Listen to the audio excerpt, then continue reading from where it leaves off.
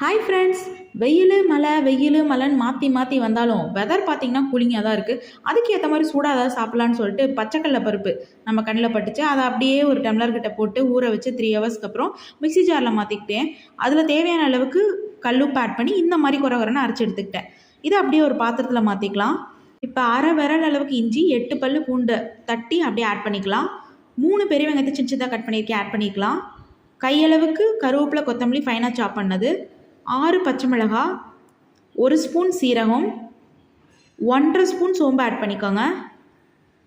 இது கூட 5 ஸ்பூன் கடலை மாவு, அரை ஸ்பூன் மிளகாய்த்தூள், 1/4 ஸ்பூன் அளவுக்கு பெருங்காயத்தூள் எல்லாத்தையும் நல்லா மிக்ஸ் பண்ணிவிட்டு அப்படியே ஒரு 10 நிமிஷம் விட்டுடலாம். 10 நிமிஷத்துக்கு அப்புறம் எண்ணெய் நல்லா சூடானதுக்கப்புறம் மீடியம் ஃப்ளேமில் ஒரு சிம்லேயே வச்சு ஒவ்வொரு குட்டி பால்ஸாக போட்டு பொரிச்சு இந்த கலருக்கு வந்து எடுங்க. கண்டிப்பாக நீங்களும் ட்ரை பண்ணுங்கள். மறக்காமல் நம்ம சேனலை சப்ஸ்கிரைப் பண்ணுங்கள், ஷேர் பண்ணுங்கள், லைக் பண்ணுங்கள். தேங்க்யூ.